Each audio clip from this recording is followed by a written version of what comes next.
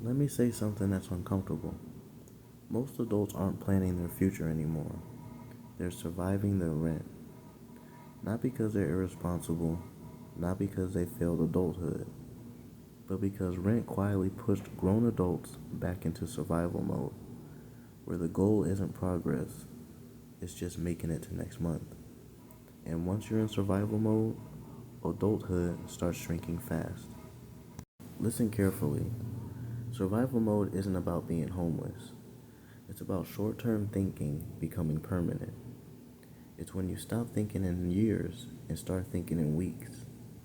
You delay decisions not because you want to, but because you can't see past rent.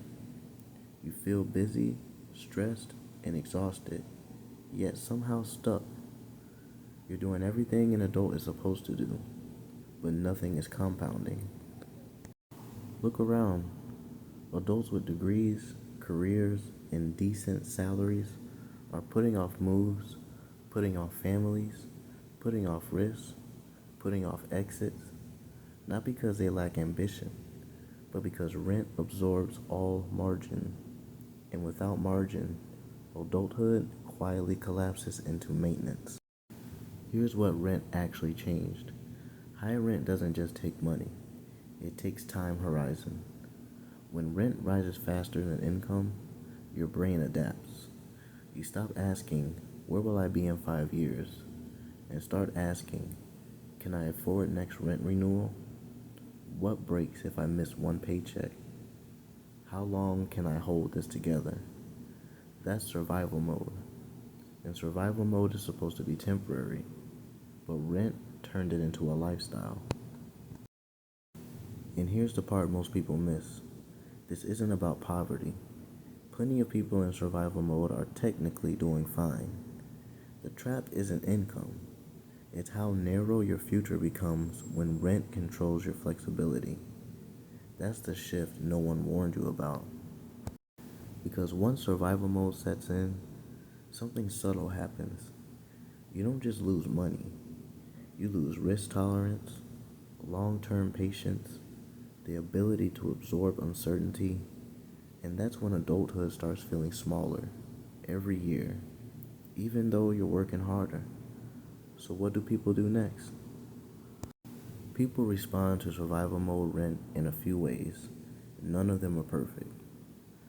One is they downsize. They cut spending, they remove joy.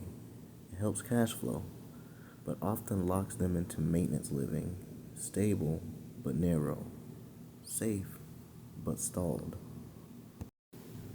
You can upgrade rent and lean in. Some people go the opposite direction. They upgrade the apartment, chase comfort, pay for amenities. It feels like adulthood again, for a moment. But luxury rent often deepens dependence, not freedom. You look successful, but exits become harder.